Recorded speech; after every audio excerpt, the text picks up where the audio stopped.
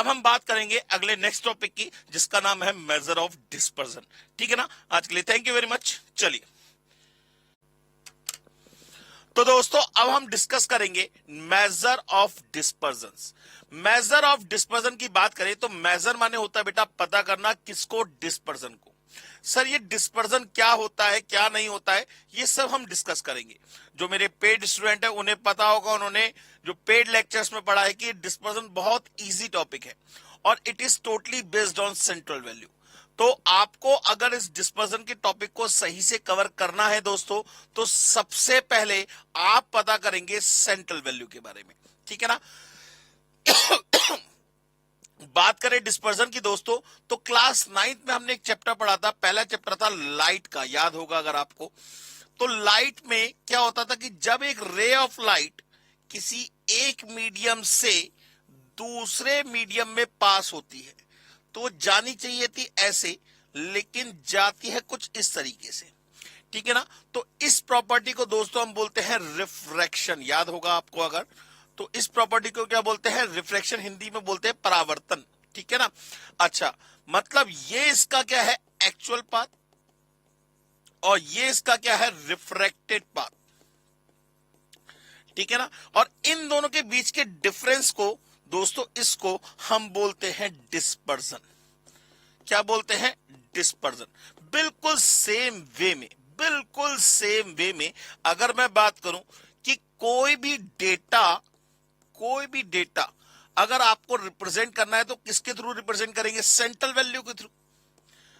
भाई किसी डेटा को रिप्रेजेंट करने के लिए हम किसका यूज करते हैं? सेंट्रल वैल्यू का यूज करते हैं।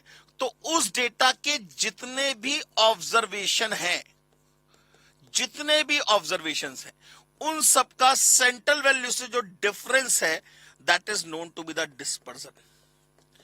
That is known to be the dispersion. माने dispersion is the amount of the deviation. भाई डेविएशन माने किन्हीं दो चीजों को माइनस करना।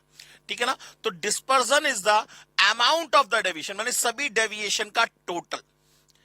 ठीक है ना। तो dispersion is the amount of the deviation of the observation and their central value. Central value का मतलब यहां मीन भी ले सकते हैं, मीडियन भी ले सकते हैं और मॉड भी ले सकते हैं। अच्छा, डिस्पर्जन एक टाइप की एरर को शो कर रहा है। तो डिस्पर्जन जितना ज्यादा होगा, डेटा उतना लेस कंसिस्टेंट होगा। डिस्पर्जन जितना कम होगा, डेटा उतना ज्यादा ही कंसिस्टेंट होगा। तो आइए दोस्तों इसको देखते हैं सीधे तरीके से। इंट्रोडक्शन। Major of dispersion. क्या होता है मेजर ऑफ डिस्पर्जन? जरा देखिए, लिखा हुआ है dispersion is the amount of the deviation. Same, बिल्कुल सेम डेफिनेशन है। Dispersion is the amount of the deviation of the observation from their appropriate central value. बात समझ में आ गई या नहीं है? माने डिस्पर्जन एक टाइप के किसको शो कर रहा है? एरर को शो कर रहा है कि डेटा हमारी सेंट्रल वैल्यू से कितना डेविएट हो रहा है। ये कौन शो करेगा? डिस्पर्जन शो करेगा। बात समझ में आ गई? By using dispersion we are able to understand scatterness of the data, माने डेटा कितना फैल गया, कितनी दूर दूर तक जा रहा है, ऑब्जर्वेशन कहां कहां तक लाई कर रहे हैं, ये सब कौन बताएगा? ये डिस्पर्जन बताएगा। दूसरा point, how much scatterness to be obtain on the behalf of their central value, माने कितनी स्कैटरनेस हो रही है किसके बिहाफ पे? उसकी सेंट्रल वैल्यू के बिहाफ पे। और तीसरा, consistency of the data on behalf of their central value, माने डेटा कितना ज्यादा कंसिस्टेंट है। भाई जितना कम डेविएशन होगा, डेटा की स्कैटरनेस जितनी कम होगी, माने जितने ऑब्जर्वेशन सेंट्रल वैल्यू के आसपास ज्यादा से ज्यादा लाई करेंगे, डेटा की कंसिस्टेंसी उतनी ही ज्यादा स्ट्रांग होगी।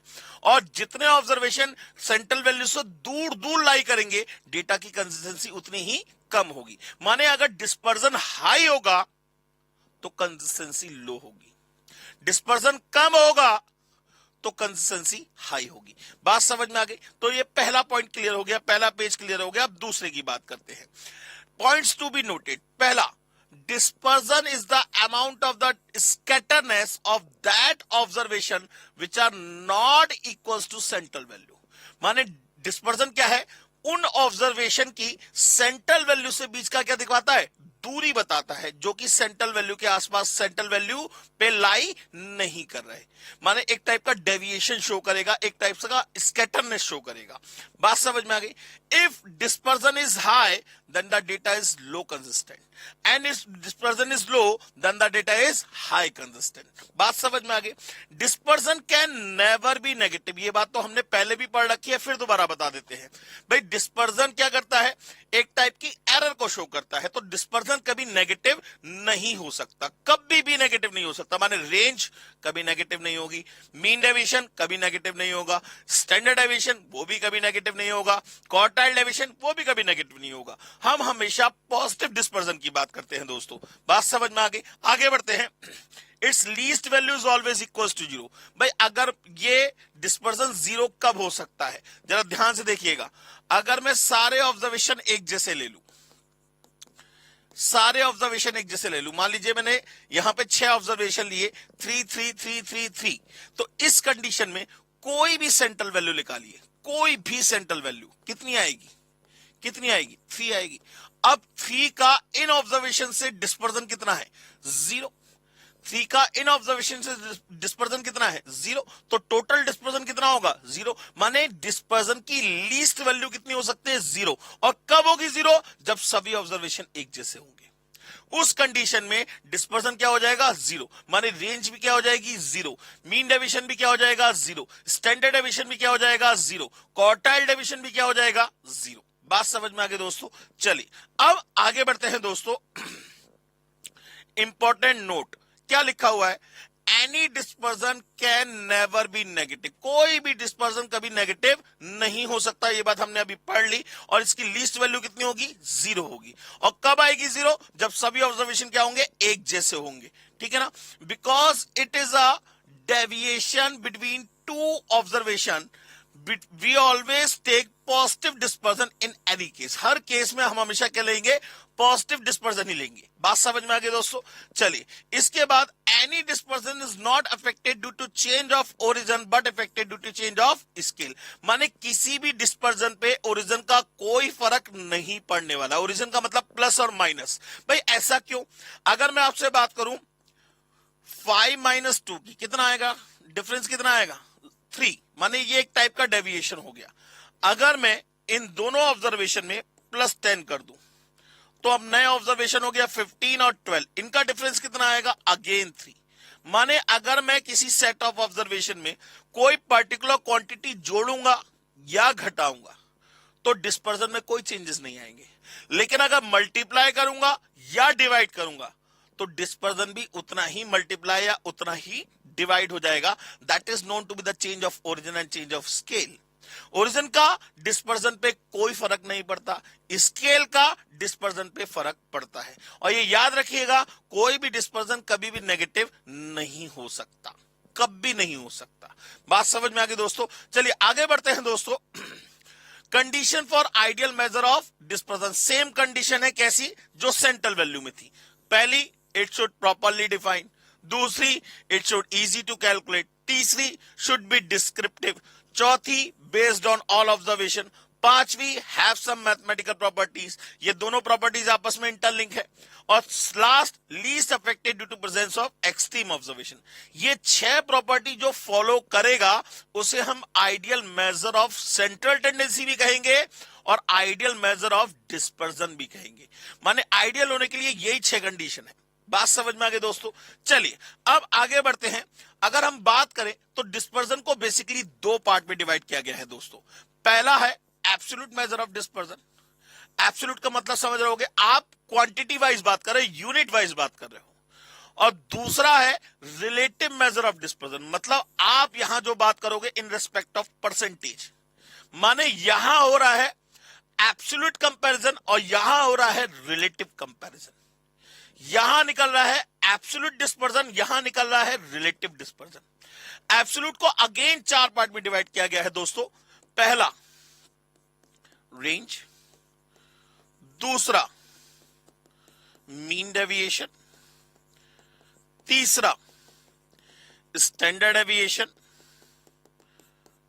चौथा क्वार्टाइल डेविएशन। ठीक है ना।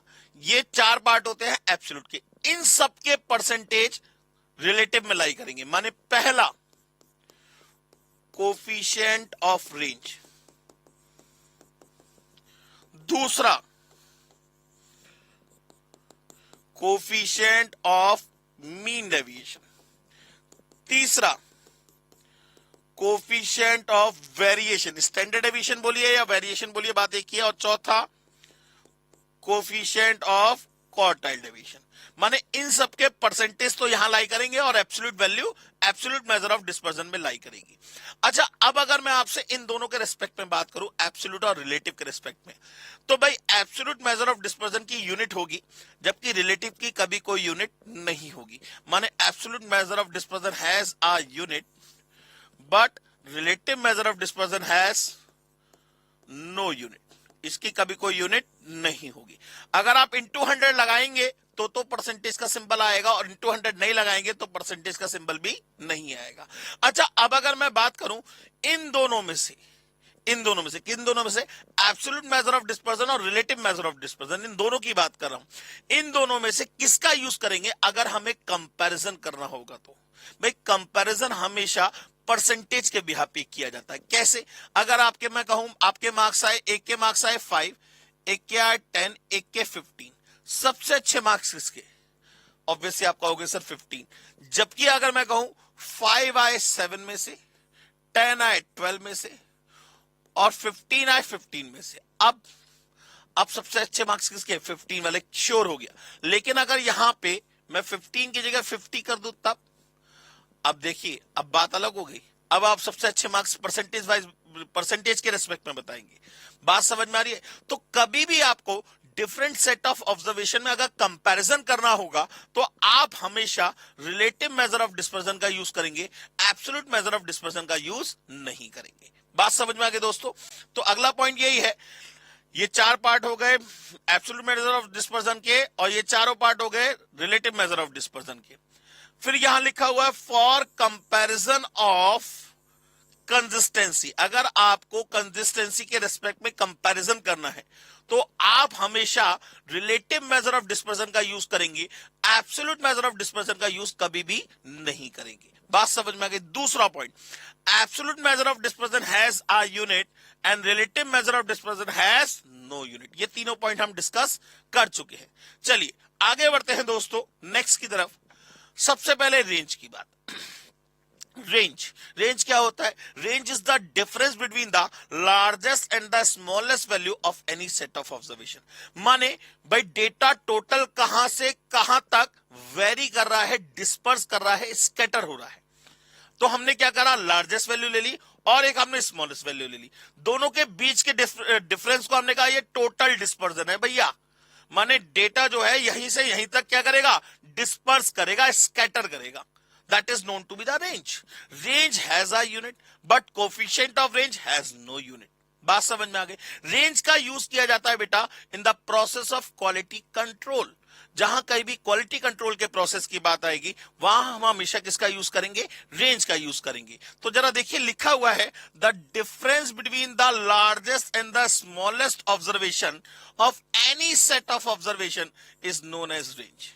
It has a unit and range is always equal to largest value minus smallest value, और यहां लिख दिया हमने यूनिट। बात समझ में आ गई? Range is always use in the process of quality control. ये क्वेश्चन बेटा पेपर में बहुत पूछा जाता है। रेंज का यूज कहां किया जाता है? क्वालिटी कंट्रोल के प्रोसेस में किया जाता है। दूसरा, कोफिशिएंट ऑफ रेंज की अगर हम बात करें दोस्तों, तो कोफिशिएंट ऑफ रेंज, भाई रेंज किस पे डिपेंडेंट है? लार्जेस्ट और स्मॉलेस्ट पे। तो largest minus smallest upon largest plus smallest into 100%। अगर आप इंटू 100 नहीं लगाएंगे तो आंसर विदाउट परसेंटेज आएगा, इंटू 100 लगाएंगे तो answer in respect of percentage आएगा, माने पर 100 के कंपैरिजन में आएगा। ठीक है ना?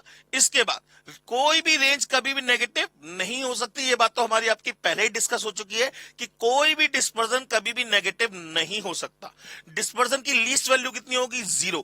कब आएगी? जब सारे ऑब्जर्वेशन क्या होंगे? एक जैसे होंगे। नेक्स्ट, डिस्पर्जन कभी भी ओरिजिन से अफेक्टेड नहीं होता। किससे अफेक्टेड होता है? स्केल से। माने रेंज पे भी ओरिजिन का कोई फर्क नहीं पड़ना, प्लस माइनस का कोई फर्क नहीं पड़ना। अगर मान लीजिए कोई एक दुकान है, उसमें सभी आर्टिकल 5 रुपए, 10 रुपए, 20 रुपए इस टाइप से आर्टिकल रखे हुए हैं, सभी पे 2% का टैक्स एक्स्ट्रा लगा दिया गया। तो क्या रेंज पे कोई फर्क पड़ेगा? नहीं पड़ेगा। रेंज पे कोई फर्क नहीं पड़ेगा। रेंज पहले जितनी थी अभी भी उतनी ही रहेगी, ठीक है ना। तो range can never be negative and its least value is always equals to 0। दूसरा, range is affected due to change of, range is not affected due to change of origin but affected due to change of scale. ये सारी बातें हम discuss कर चुके हैं।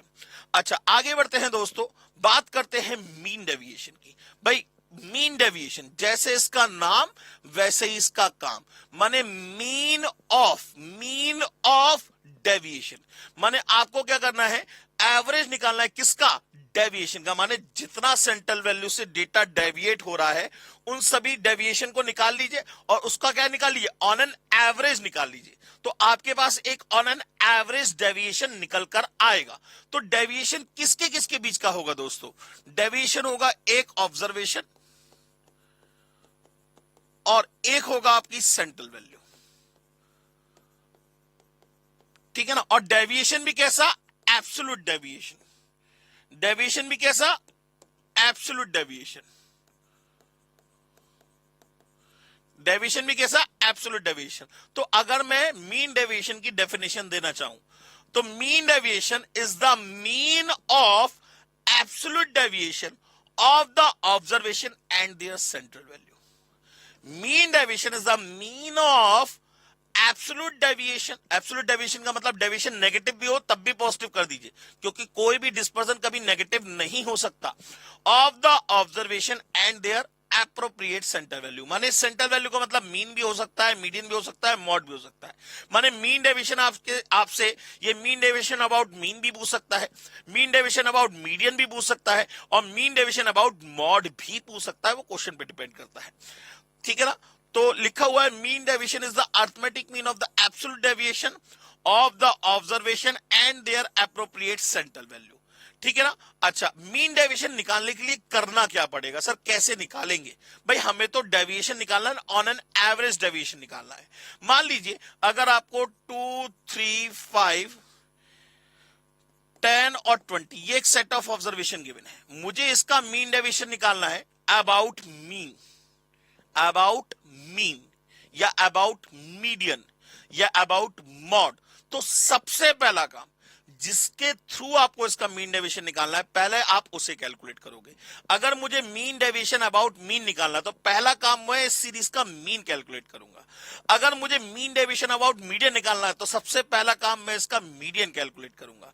अगर मुझे मीन डेविएशन अबाउट मॉड निकालना है तो सबसे पहला काम मैं इसका मॉड कैलकुलेट करूंगा। हालांकि यहां पे mod can not be defined क्योंकि कोई भी ऑब्जर्वेशन रिपीट नहीं कर रहा, मोस्ट ऑकरिंग वैल्यू कोई नहीं है, ठीक है ना। लेकिन एक जनरल बात बता रहा हूं मैं आपको। तो मीन डेविएशन कैलकुलेट करने के लिए सबसे पहला काम लिखा हुआ है, you have to find that centre value by which you have to find mean deviation. माने जिसके थ्रू आपको मीन डेविएशन निकालना है, सबसे पहले उस सेंट्रल वैल्यू को पता करिए। अब मैंने सबसे पहले इस सेंटर वैल्यू को पता कर लिया, मैं मीन के थ्रू निकालना चाहता हूं। तो 2, 3, 5, 5, 10, 20 और 40 अपॉन 5 का मतलब 8 यूनिट आ गया। इसका मीन कितना निकल आया? 8 यूनिट निकल आया। हमने कहा सर पहला स्टेप पूरा हो गया। उसके बाद then you have to find the absolute deviation to that central value. फिर आपको क्या करना है? इन ऑब्जर्वेशन और सेंट्रल वैल्यू के बीच के डेविएशन को फाइंड करना है। माने इन दोनों का डेविएशन कितना हुआ? 6। इन दोनों का डेविएशन कितना हुआ? 5। इन दोनों का डेविएशन कितना हुआ? 3। इन दोनों का डेविएशन कितना हुआ? 2। इन दोनों का डेविएशन कितना हुआ? 12। और इसका क्या निकालना है? ये सारे डेविएशन, इसका क्या निकाल लेंगे? एवरेज निकाल लेंगे, माने डिवाइड बाय 5। तो ये जो वैल्यू निकल गया है that is known to be the mean deviation. बात समझ में आ गई? तो थर्ड स्टेप लिखा हुआ है, then you have to find the arithmetic mean of that absolute deviation. Clear हो गई बात? इसके फॉर्मूले की बात करें दोस्तों तो मीन डेविएशन का जो फॉर्मूला होता है वो होता है that is equals to summation modulus में x minus central value modulus close. Modulus क्यों लगाया? क्योंकि डिस्पर्जन अगर नेगेटिव भी हो तब भी क्या कर दे आप उसे? पॉजिटिव। डिवाइड बाय n, माने सम डिवाइड बाय n का मतलब अरिथमेटिक मीन हो गया। किसका? एब्सोल्यूट डेविएशन का। तो अगर मीन डेविएशन की बात करें दोस्तों तो mean deviation is based on absolute deviation. Mean deviation is based on absolute deviation and calculated on behalf of central value. और किसके बिहाफ पे कैलकुलेट होता है? सेंट्रल वैल्यू के बिहाफ पे ये कैलकुलेट होता है. आगे बढ़ते हैं दोस्तों. तो ये लिखा हुआ है mean deviation is based on absolute deviation and calculated on behalf of central value. So coefficient of mean deviation माने इसकी परसेंटेज क्या होगी भाई? किसके बिहाफ पे कैलकुलेट हो रहा है? On behalf of the central value. ठीक है ना? तो क्या होगा? Mean deviation upon central value. अगर आप इंटू 100 लगाएंगे तो परसेंटेज का सिंबल आएगा. इंटू 100 नहीं लगाएंगे तो परसेंटेज का सिंबल भी नहीं आएगा. बात समझ में आ गई दोस्तों? चलिए आगे बात करते हैं मीन डेविएशन के बारे में. इंडिविजुअल सीरीज का तो हमने लिख लिया समीशन मॉडुलस में x minus central value modulus close और अपॉन में number of observation. That is the formula for the mean deviation for individual series. अब हम बात करते हैं डिस्क्रीट सीरीज और कॉन्टिन्यूअस सीरीज की. तो डिस्क्रीट सीरीज और कॉन्टिन्यूअस सीरीज में क्या होगा? फ्रीक्वेंसी से मल्टीप्लाई कर देंगे भाई. जो ऑब्जर्वेशन जितनी बार ऑकर होगा उसका डिस्पर्सन सेंट्रल वैल्यू से उतनी बार निकाला जाएगा. माने हम क्या करेंगे? इसी को सिर्फ फ्रीक्वेंसी से इंटू कर दें. तो mean deviation about central value that is equals to summation f modulus में x minus central value modulus close divide by number of observation की जगह क्या आ जाएगा? Sum of the frequency. तो ये काम करेगा डिस्क्रीट और कॉन्टिन्यूअस सीरीज के लिए. लेकिन ये याद रखिएगा मीन डेविएशन जब कभी भी कैलकुलेट करने जाएंगे सबसे पहला काम आपका सेंट्रल वैल्यू को कैलकुलेट करने का होगा. सबसे पहला काम आपको सेंट्रल वैल्यू कैलकुलेट करने का होगा. फिर सेंट्रल वैल्यू से ऑब्जर्वेशन का क्या निकालेंगे? डेविएशन निकालेंगे. और उन सभी डेविएशन का क्या निकालेंगे? एवरेज. तो क्या निकल आएगा? मीन डेविएशन निकल आएगा. बात समझ में आ गई?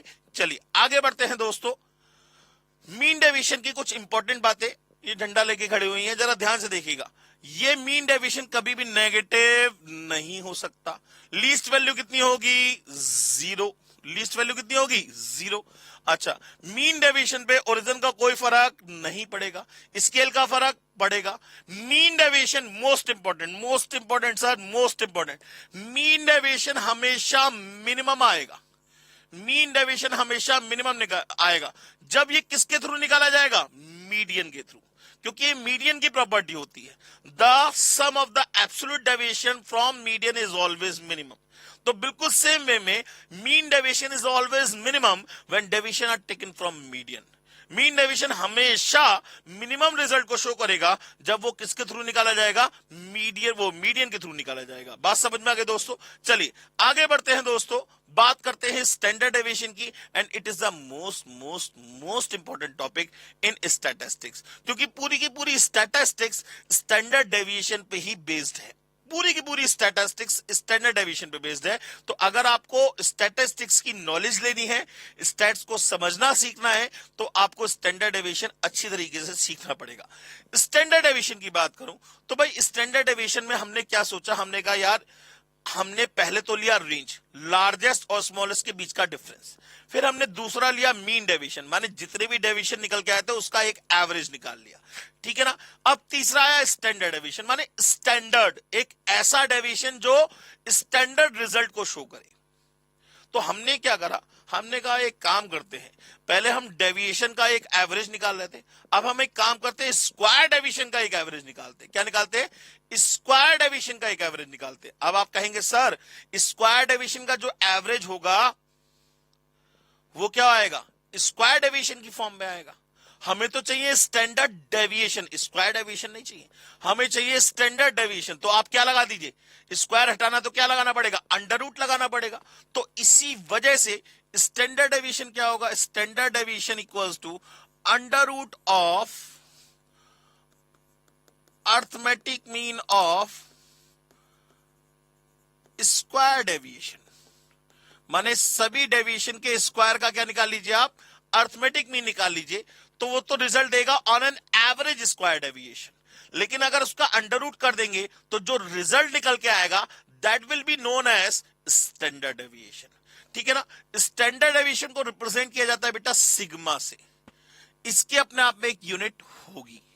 अच्छा, अगर मैं बात करूं तो standard deviation is based on, जैसे mean deviation is based on absolute deviation, वैसे standard deviation is based on square deviation and calculated. अब देखिए डेविएशन किसके किसके बीच का, ऑब्जर्वेशन और अर्थमेटिक मीन के बीच का, माने यहां सेंट्रल वैल्यू फिक्स कर दी गई है, यहां सेंट्रल वैल्यू फिक्स कर दी गई है कि आप हमेशा अर्थमेटिक मीन का ही यूज करेंगे, कोई दूसरी सेंट्रल वैल्यू सेलेक्ट नहीं करेंगे। क्यों? क्योंकि ये हमेशा बेस्ट रिजल्ट को शो करेगा, तो आपको बेस्ट सेंट्रल वैल्यू लेनी चाहिए। बेस्ट सेंट्रल वैल्यू कौन सी होती है? Arithmetic mean. ओपन एंड के लिए कौन बेस्ट होती है? मीडियन। मोस्ट पॉपुलर कौन है? मॉड। तो हम बेस्ट सेंट्रल वैल्यू की बात करें तो हम यहां पे हमेशा अर्थमेटिक मीन ही लेते हैं। बात समझ में आ गई? तो जरा देखिए डेफिनेशन क्या बनी। स्टैंडर्ड डेविएशन इज, देखिए लगा हुआ रूट, ये हो गया मीन किसका? स्क्वायर डेविएशन का। अब स्क्वायर डेविएशन किसके किसके बीच का? ऑब्जर्वेशन और उनके अर्थमेटिक मीन के बीच का। बात समझ में आ गई? तो standard deviation is root mean square deviation of the observation and their arithmetic. बात समझ में आ गई? अब मैं अगर बात करूं तो स्टैंडर्ड डेविएशन किस पे बेस्ड है? Standard deviation is based on square deviation and calculated on behalf of arithmetic mean. और किसके बिहाफ पे कैलकुलेट हो रहा है? अर्थमेटिक मीन के बिहाफ पे कैलकुलेट हो रहा है। तो अगर मैं इसके कोफिशिएंट की बात करूं, इसकी परसेंटेज की बात करूं, उसकी रिलेटिव की बात करूं, तो क्या होगा? स्टैंडर्ड डेविएशन अपॉन किसके बिहाफ पे कैलकुलेट हो रहा है? अर्थमेटिक मीन, तो अपॉन में अर्थमेटिक मीन इनटू 100 लगाएंगे तो परसेंटेज का सिंबल आएगा, इनटू 100 नहीं लगाएंगे तो परसेंटेज का भी कोई सिंबल नहीं आएगा। तो जरा देखिए लिखा हुआ है standard deviation is based on square deviation. Standard deviation is calculated on behalf of arithmetic mean. किसके बिहाफ पे कैलकुलेट हो रहा है? अर्थमेटिक मीन के बिहाफ पे।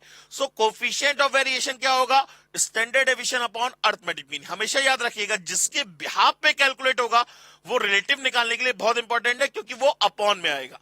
जैसे अगर हम रेंज की बात करें तो कोफिशिएंट ऑफ रेंज क्या था? L minus S upon L plus S, क्योंकि एल और एस के बिहाफ पे कैलकुलेट हो रहा है तो अपॉन में L plus S. Coefficient of mean deviation की बात करें तो mean deviation about central value upon किसके बिहाफ पे कैलकुलेट हो रहा है? On behalf of the central value, तो अपॉन में सेंट्रल वैल्यू इनटू 100%। ऐसे ही कोफिशिएंट ऑफ वेरिएशन की बात करें, कोफिशिएंट ऑफ स्टैंडर्ड डेविएशन नहीं बोलते, कोफिशिएंट ऑफ वेरिएशन की बात करें तो स्टैंडर्ड डेविएशन अपॉन ये किसके बिहाफ पे कैलकुलेट हो रहा है? On behalf of the arithmetic mean, so upon में अर्थमेटिक मीन। बात समझ में आ गई? अच्छा चलिए आगे बढ़ते हैं दोस्तों। अब फॉर्मुलेज ऑफ स्टैंडर्ड डेविएशन, देखिए पहला फॉर्मूला तो सर ये है, पहला फॉर्मूला तो आपका ये रहा sir, standard deviation equals to, ये मैंने आपको कराया दिया, under root of summation x minus x bar का होल स्क्वायर और अपॉन में एन। ठीक है ना? So it is the root mean square deviation of the observation from their arithmetic mean. अच्छा, ये एक फॉर्मूला और भी है जिसे बोलते हैं एक्चुअल वैल्यूज का फॉर्मूला। अब हमने इसमें क्या किया? इसमें हमने करा अंडर रूट ऑफ, क्या करा? सभी ऑब्जर्वेशन के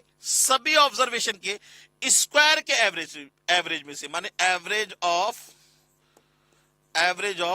square of observation, average of square of observation में से एवरेज ऑफ ऑब्जर्वेशन का स्क्वायर क्या कर दिया? माइनस कर दिया।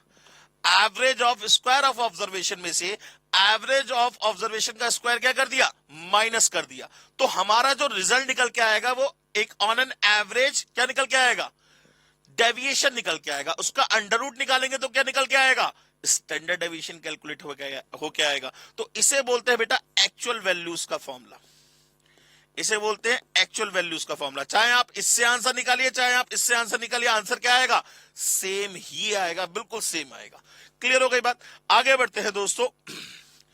Points to be noted, the square of standard deviation is known as variance. Standard deviation के स्क्वायर को हम क्या बोलते हैं दोस्तों? वेरिएंस बोलते हैं। वेरिएशन नहीं, वो कोफिशिएंट ऑफ वेरिएशन होता है। स्क्वायर ऑफ स्टैंडर्ड डेविएशन क्या कहलाएगा? वेरिएंस कहलाएगा। ठीक है ना? अच्छा, स्टैंडर्ड डेविएशन कभी भी नेगेटिव नहीं हो सकता, it can never be negative. Its least value is always equals to 0. It is not affected due to change of origin but affected due to change of scale. ये सारी बातें हम शुरू में ही पढ़ चुके हैं। Standard deviation is based on all observation, standard deviation सभी ऑब्जर्वेशन पे बेस्ड होता है, सो इसके अंदर मैथमेटिकल प्रॉपर्टीज भी पाई जाएंगी। And standard deviation is the best measure of dispersion, माने range, mean deviation, standard deviation और क्वार्टाइल डेविएशन, इन चारों में अगर मैं बात करूं बेस्ट डिस्पर्जन कौन सा होगा तो वो होगा सर स्टैंडर्ड डेविएशन। क्लियर हो गई बात? चलिए आगे बढ़ते हैं दोस्तों। मोस्ट इंपॉर्टेंट बात, for any two numbers standard deviation equals to, माने अगर सिर्फ दो नंबर ए और बी दे रखे हैं, अगर आपको इसका स्टैंडर्ड डेविएशन, हालांकि मेरे पेड लेक्चर के अंदर मैंने आपको ये सब कुछ सिखाया, पूरा प्रूफ करके दिखाया, ठीक है ना, किन्हीं दो नंबर की बात करूं तो दो नंबर का स्टैंडर्ड डेविएशन हमेशा हाफ ऑफ रेंज होता है। माने अगर मैं कहूं 3 और 5, इसका स्टैंडर्ड डेविएशन बताइए, तो हाफ ऑफ इन दोनों का डिफरेंस कितना हुआ? 2, माने 1 यूनिट। अगर मैं कहूं -18 और 40, इसका स्टैंडर्ड डेविएशन बताइए क्या होगा? हाफ ऑफ इन दोनों का डिफरेंस, माने अब ये मत करना 40 - 18 कर दो, 40 माइनस माइनस प्लस 18 हो जाएगा, कितना हो गया? 58, माने 29 यूनिट। माने किन्हीं भी दो नंबर के लिए स्टैंडर्ड डेविएशन क्या होगा? Half of the range. अगर मैं ए और बी के रेस्पेक्ट में बात करूं तो स्टैंडर्ड डेविएशन क्या होगा? हाफ ऑफ मॉडुलस में A minus B, half of modulus में ए माइनस बी, ठीक है ना। ऐसे ही अगर मैं आपसे दो नंबर का अर्थमेटिक मीन पूछूं तो क्या होगा? a plus b upon 2। दो नंबर का अर्थमेटिक मीन क्या होगा? a plus b upon 2। तो बिल्कुल सेम वे में अगर दो नंबर के रेस्पेक्ट में मैं आपसे पूछूं कोफिशिएंट ऑफ वेरिएशन बताइए, तो कोफिशिएंट ऑफ वेरिएशन क्या होता है? Standard deviation upon arithmetic mean. Standard deviation कितना है? हाफ ऑफ मॉडुलस में a minus b upon arithmetic mean कितना है? Half of a plus b. ये कैंसिल, माने कोफिशिएंट ऑफ वेरिएशन क्या आ गया दो नंबर्स का? Modulus of a minus b upon modulus a plus b. ये किन्हीं भी दो नंबर के लिए याद रखिएगा, ना दो से ज्यादा ना दो से कम, सिर्फ दो नंबर की अगर बात होगी तो कोफिशिएंट ऑफ वेरिएशन होगा modulus of a minus b upon a plus b. Standard deviation क्या होगा? Half of the range. Arithmetic mean क्या होगा? a plus b upon 2। ये सब बातें हम कर चुके हैं। चलिए आगे बढ़ते हैं दोस्तों। Most important point, standard deviation for first and natural numbers, माने अगर मैं बात करूं 1 2 3 4 5 up to so on to n, इसका स्टैंडर्ड डेविएशन क्या होगा? ये होगा sir under root of n square minus 1 upon 12, under root of n square minus 1 upon 12। मतलब अगर मैं आपसे कहूं 1 2 3 4 up to so on to 9, इसका स्टैंडर्ड डेविएशन बताइए, तो आपको कुछ नहीं करना है, n की जगह सीधे सीधे 9 लगा दीजिए।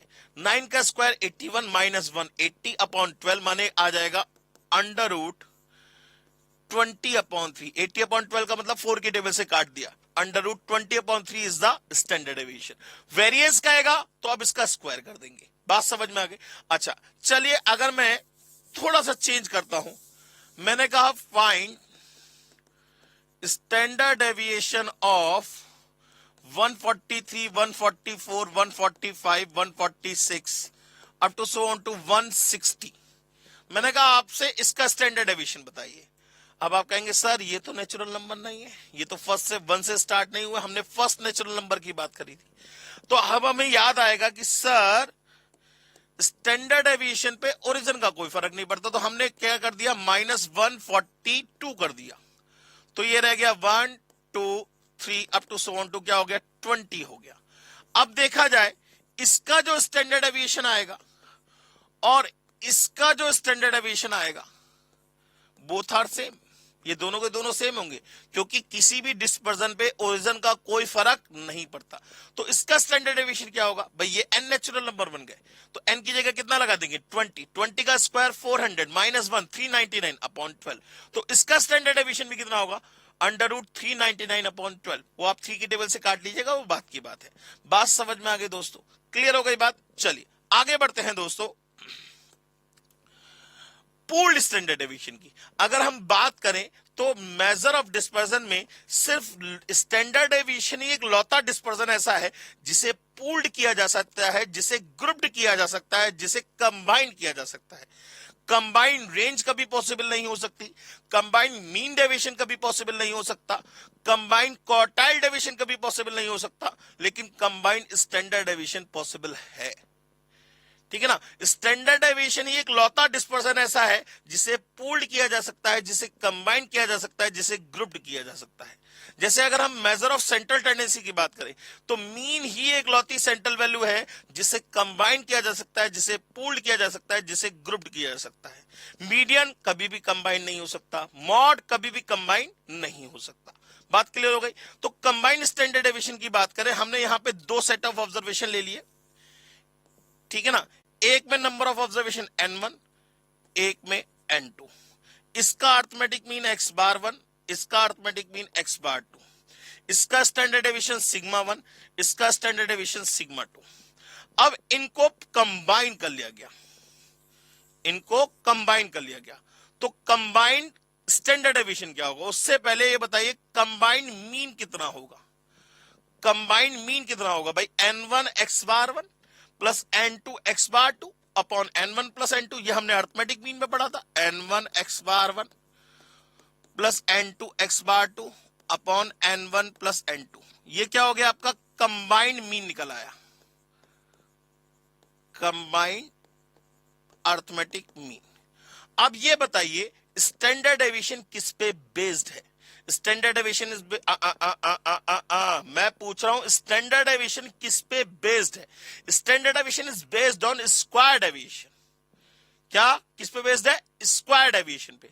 मतलब हमें यहां पे भी डेविएशन कैलकुलेट करना होगा। अब डेविएशन किसका किसका कैलकुलेट करेंगे?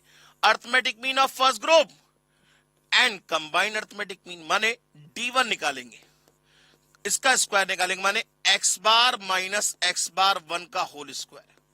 That is the square deviation. That is the, भाई डेविएशन का मतलब दो चीजों को माइनस करना। हमने कंबाइन मीन को arithmetic mean of first group को क्या कर दिया? माइनस। तो डेविएशन निकाला, उसका स्क्वायर कर दिया, तो क्या बन गया? स्क्वायर डेविएशन बन गया। ऐसे ही सेकेंड डेविएशन क्या होगा?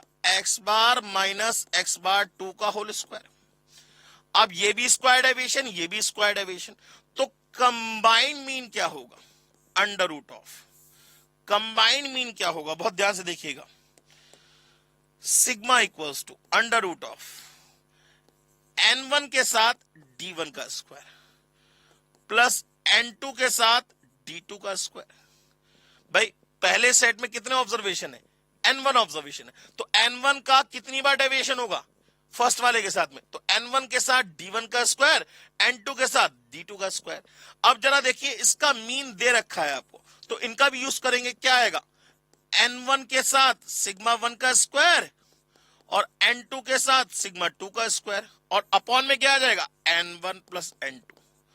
तो ये आपका कहलाएगा कंबाइंड स्टैंडर्ड डेविएशन या पूल्ड स्टैंडर्ड डेविएशन या ग्रुप्ड स्टैंडर्ड डेविएशन। बात समझ में आ गई दोस्तों? तो ये आपका स्टैंडर्ड डेविएशन हो गया। आगे बढ़ते हैं दोस्तों। क्वार्टाइल डेविएशन की बात करें तो क्वार्टाइल डेविएशन क्या होता है? Quartile deviation is the half of the difference between the upper quartile and lower quartile. Basically quartile deviation का मतलब समझ पा रहे होंगे आप। किसके डेविएशन निकालना चाहते हो? क्वार्टाइल्स का। किसके भी मतलब डेविएशन निकालना चाहते हो किसके बेहाफ पे? क्वार्टाइल्स के बेहाफ पे। अब आपके पास 3 क्वार्टाइल होते हैं। पहला लोअर क्वार्टाइल, दूसरा मिडिल क्वार्टाइल या जिसे हम बोलते हैं मीडियन, और तीसरा अपर क्वार्टाइल माने Q3।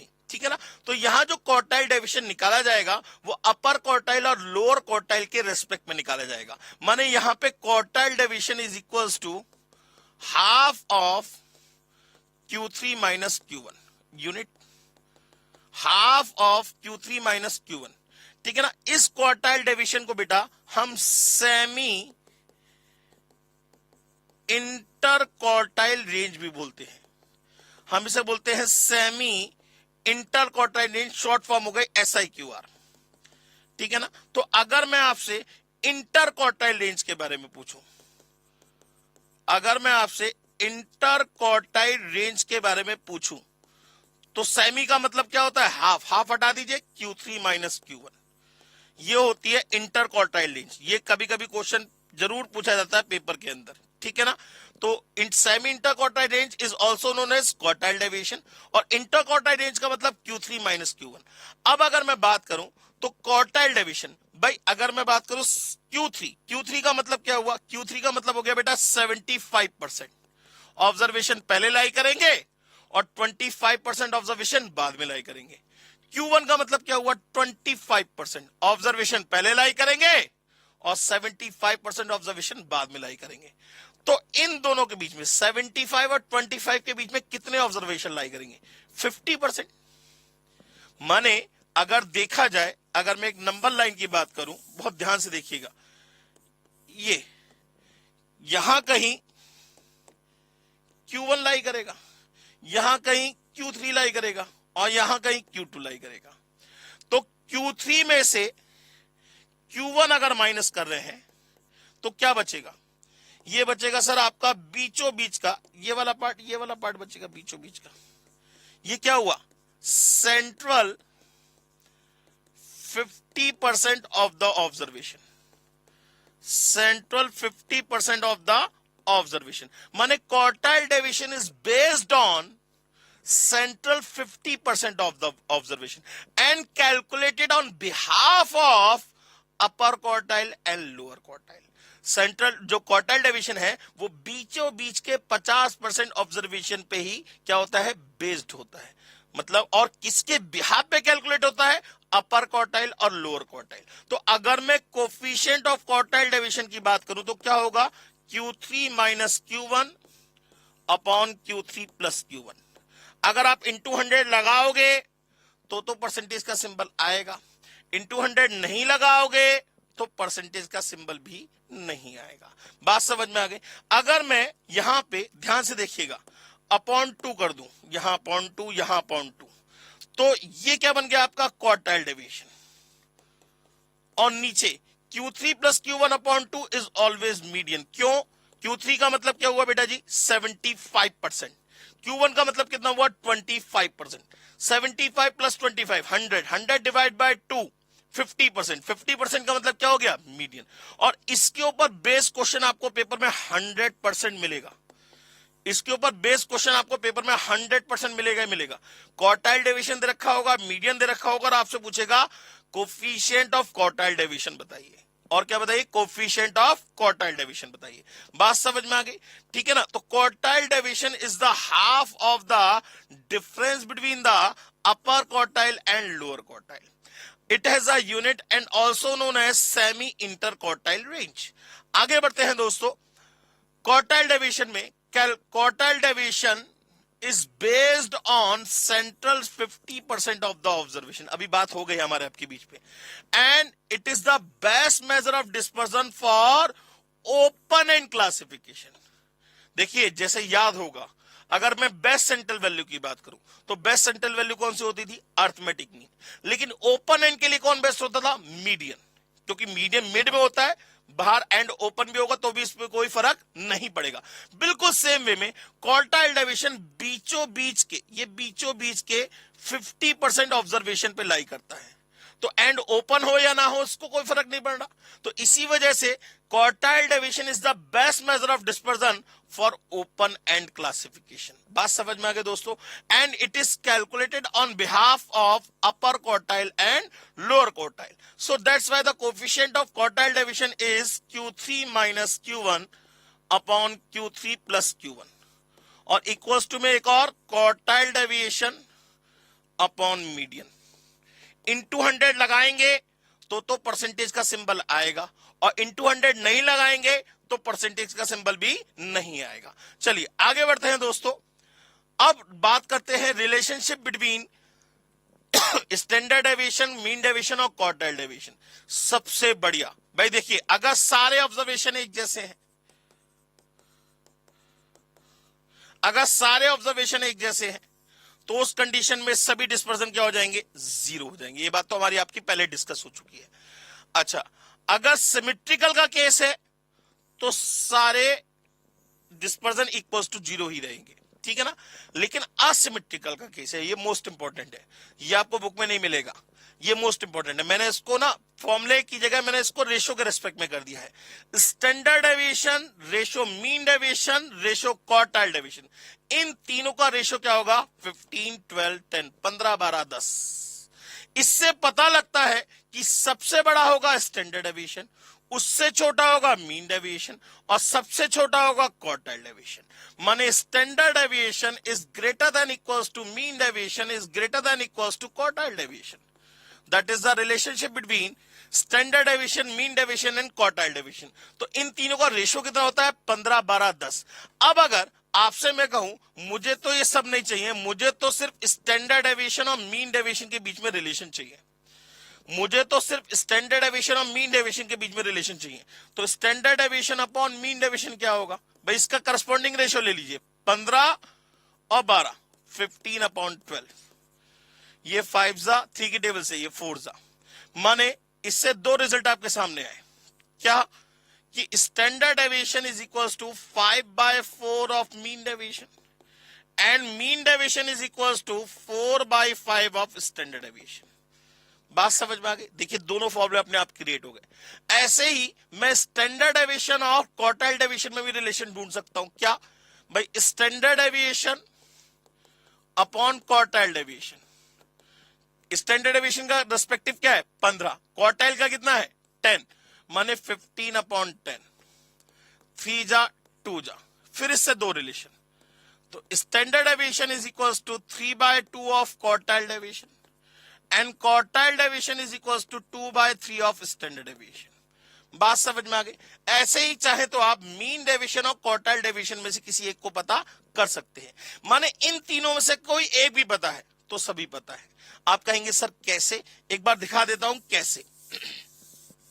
बहुत ध्यान से देखिएगा। अगर मैं फर्ज करूं, मैं आपको एक क्वेश्चन दूं, मैंने आपसे कहा if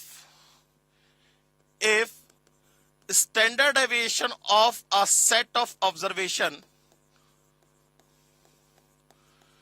is 45 unit, then find mean deviation and quartile deviation। दोनों पता करने हैं आपको, ठीक है ना? तो आप देखिए, चाहे तो रिलेशनशिप से निकाले, चाहे ये कह सकता हूं कि स्टैंडर्ड डेविएशन कितना होगा? 15x, मीन डेविएशन कितना होगा? 12x, क्वार्टाइल डेविएशन कितना होगा? 10x। रेशियो वाला कॉन्सेप्ट डायरेक्टली तो बराबर कर नहीं सकते, तो हमने x इज अ नंबर मान लिया, तो स्टैंडर्ड डेविएशन की वैल्यू 15x, मीन डेविएशन की वैल्यू 12x और क्वार्टाइल डेविएशन की वैल्यू 10x। अब 15x बराबर कितना हो जाएगा? 45। 15x बराबर कितना हो गया? 45। x की वैल्यू कितनी आ गई? 3। x की वैल्यू 3 का मतलब मीन डेविएशन कितना होगा? 36 यूनिट।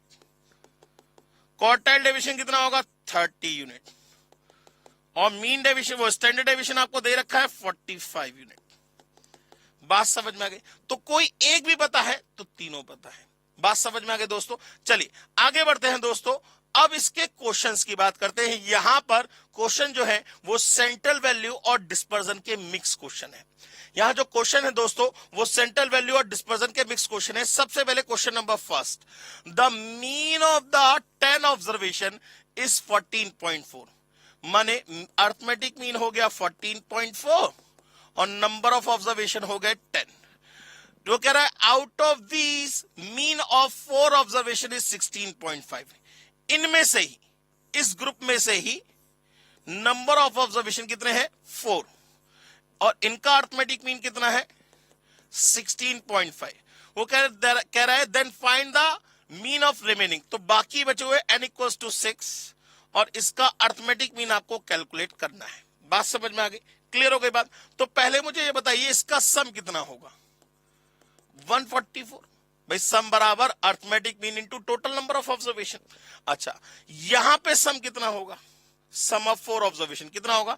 16.5 इंटू 4, 16 चौको 64 और 2 66, 66।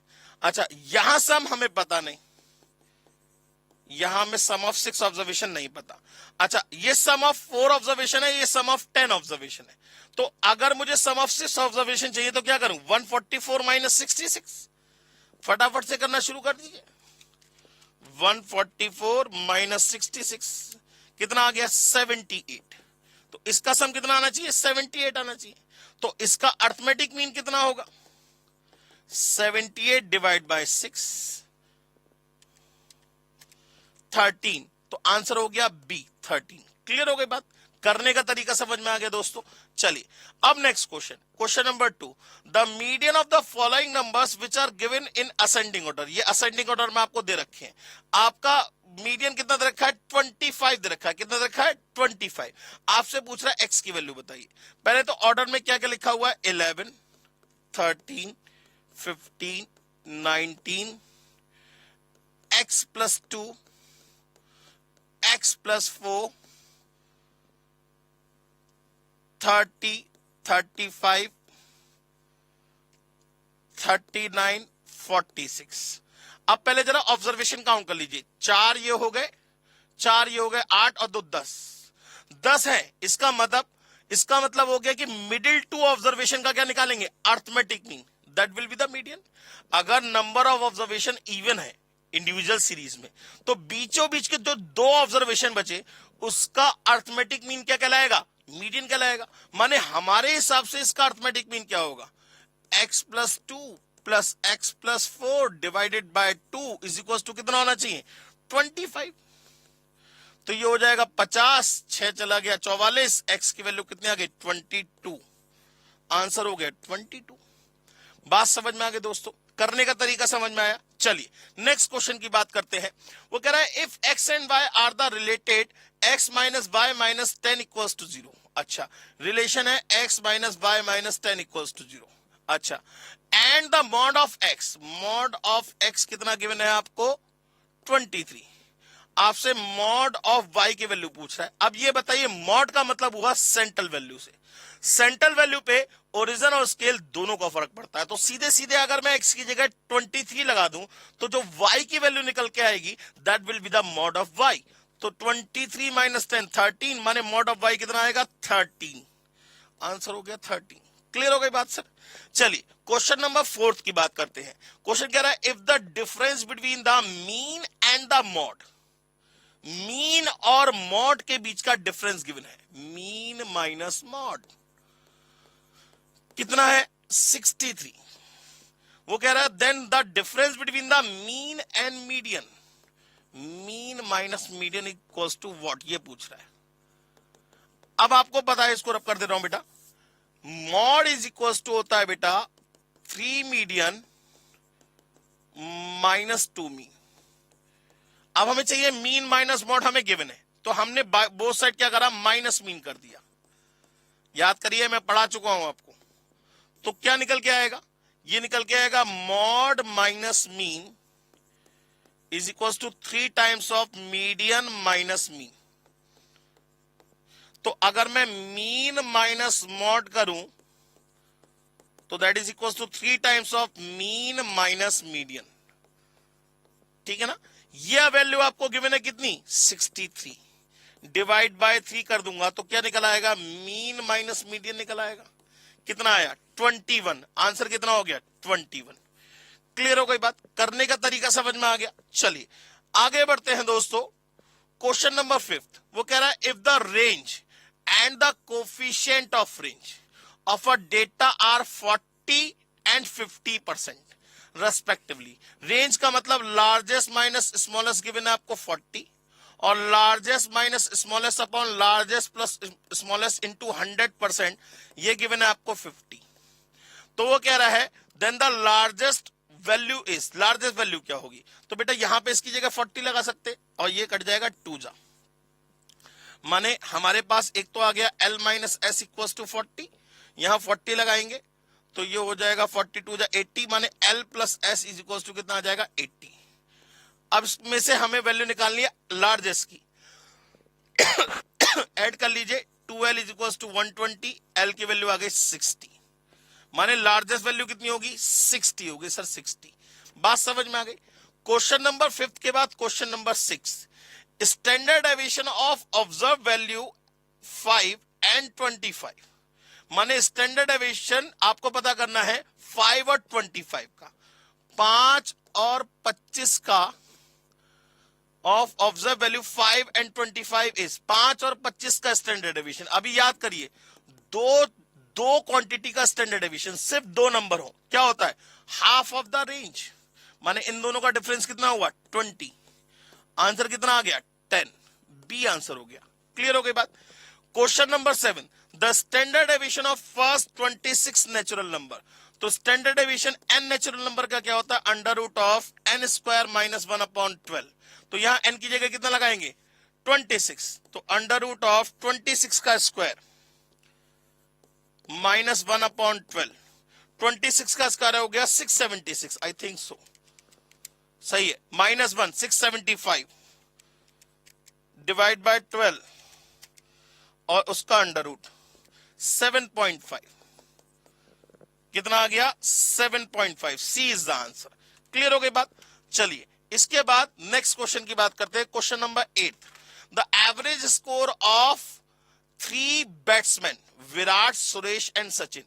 एक तो विराट जी है, एक सुरेश जी है और एक सचिन जी है। ठीक है साहब, एवरेज स्कोर कितना है? अर्थमेटिक मीन कितना कितना है? आर 50 रन, 48 रन्स और 12 runs respectively, and the standard deviation of their runs are, माने स्टैंडर्ड डेविएशन गिवन है 15 रन्स, 12 रन्स और 2 रन्स।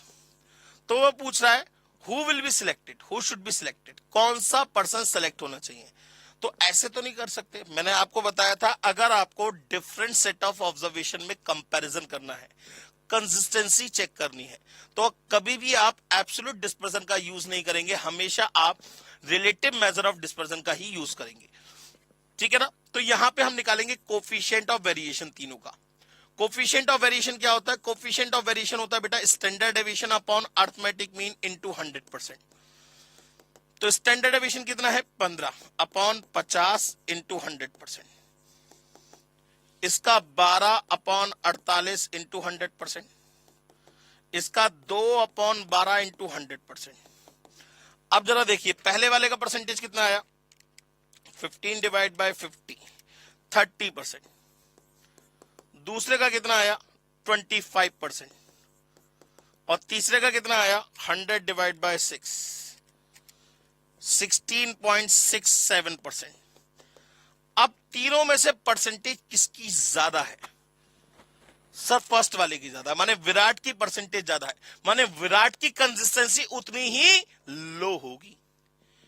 विराट की कंसिस्टेंसी उतनी ही लो होगी। परसेंटेज जितना ज्यादा आएगा डेटा उतना कम कंसिस्टेंट होगा, परसेंटेज जितना कम आएगा डेटा उतना ज्यादा कंसिस्टेंट होगा।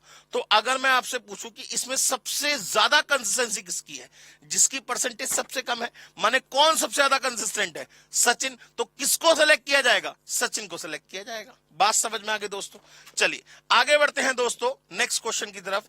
क्वेश्चन कह रहा है the sum of the absolute deviation. याद करिए, देखिए एब्सोल्यूट डेविएशन, ये आपको सम दे रखा है किसका? एब्सोल्यूट डेविएशन का। इज मिनिमम, वो कह रहा है मिनिमम आएगा कब? When deviation are taken from median. Mean deviation की तो बात ही आई थी, मीन डेविएशन हमेशा सबसे कम रिजल्ट देगा कब? जब डेविएशन किसके थ्रू निकाला जाए? मीडियन के थ्रू निकाला जाए। तो इसका आंसर क्या होगा? मीडियन। बात समझ में आ गई दोस्तों? क्वेश्चन नंबर 10, वो कह रहा है which measure of dispersion is based on only the central 50% of the observation. किस पे बेस्ड होता है सर? क्वार्टाइल डेविएशन की बात कर रहा है। क्वार्टाइल डिवीजन हो गया बी आंसर। चलिए आगे बात करते हैं। Next question number 11, Virat Kohli's average score in latest 10 inning इतना इतना इतना इतना इतना 10। देन द मीन डेविएशन, आपसे मीन डेविएशन पूछ रहा है। अब इसने ये नहीं बताया मीन डेविएशन किसके थ्रू निकालना है। इसने सेंट्रल वैल्यू तो बताया नहीं कि मीन डेविएशन अबाउट मीन निकालो, मीन डेविएशन अबाउट मीडियन निकालो, मीन डेविएशन अबाउट मॉड निकालो, कुछ नहीं डिफाइन किया। तो हम यहां पे mean deviation about mean he निकालेंगे। सबसे पहला काम अर्थमेटिक मीन को कैलकुलेट करने का, माने इन सब का sum divide by number of observation. जरा फटाफट से कैलकुलेटर उठाइए, शुरू हो जाइए। 44 plus 48 plus 34 plus 42 plus 55 plus 63 plus 70 plus 46 plus 54 plus 38, कितने ऑब्जर्वेशन है? 10 डिवाइड बाय 10, 49.4। 49.4 इसका क्या निकला है? एवरेज निकला है। ठीक है ना। अब मीन डेविएशन एक एक करके माइनस करेंगे, कितना आएगा? 5.4। भाई 44 में से 49.4 गया 5.4, 48 में से 49.4 गया 1.4, 34 में से 49.4 गया 15.4, 42 में से 49.4 गया 7.4, 55 में से 49.4 गया 5.6, 63 में से 49.4 गया 13.6, 70 में से 49.4 गया 20.6, 46 में से 49.4 गया 3.4, 54 में से 49.4 गया 4.6 और 38 में से 49.4 गया 11.4 divided by number of observation कितने हो गए? 10। जरा फटाफट से कैलकुलेटर उठाइए, शुरू हो जाइए। 5.4 plus 1.4 plus 15.4 plus 7.4 plus 5.6 plus 13.6 plus 20.6 plus 3.4 plus 4.6 plus 11.4 divided by 10, यह आ गया 8.88। आंसर नन ऑफ दीज कर देंगे सर। 8.88 एग्जैक्ट आंसर आना चाहिए, कोई भी डिफरेंस नहीं चलेगा। बात समझ में आ गई दोस्तों? या मेरे हो सकता हो कैलकुलेशन में बाई चांस की बात है, वैसे तो मेरे हिसाब से कैलकुलेशन ठीक है। एक बार और चेक कर लेता हूं। 44 और 48 92 4 96 126 128 168 5 173 173 और 50 223 226 286 356 362 402 402 और 50 452 456 और 8 456 और 8 464 और 30। बिल्कुल ठीक है सर, बिल्कुल ठीक है, बिल्कुल ठीक आंसर है। चलिए नेक्स्ट क्वेश्चन, क्वेश्चन नंबर 12 की बात करते हैं। If there are 10 values each is equal to 20, यहां पे 20 वैल्यूज हैं, 10 वैल्यूज हैं, सभी की वैल्यू कितनी है? 20 है। सभी ऑब्जर्वेशन एक जैसे हैं, सभी ऑब्जर्वेशन एक जैसे हैं, तो बताइए इस कंडीशन में रेंज कितना आएगा? 0। स्टैंडर्ड डेविएशन क्या होगा? 0। मीन डेविएशन क्या होगा? 0। क्वार्टाइल डेविएशन क्या होगा? 0। तो वो कह रहा है देन मीन डेविएशन कितना होगा? 0। बात समझ में आ गई दोस्तों? चलिए नेक्स्ट क्वेश्चन की बात करते हैं। ये कह रहा है if standard deviation for the number 14578 is 2.47, standard deviation कितना है इसका? 2.47 है। वो कह रहा है approximately if 12 is added to each number, हर एक में 12 ऐड कर दिया गया, then the new standard deviation, कोई फर्क नहीं पड़ेगा, पहले जितना था उतना ही रहेगा, क्योंकि डिस्पर्जन पे ओरिजिन का कोई फर्क नहीं पड़ता। कोई भी क्वांटिटी जोड़ दीजिए, कोई भी क्वांटिटी घटा दीजिए, डिस्पर्जन पे कोई फर्क नहीं पड़ने वाला। माने पहले कितना था? 2.47, अभी भी कितना रहेगा? 2.47 ही रहेगा, नियरली 2.47 एग्जैक्टली। बात समझ में आ गई दोस्तों?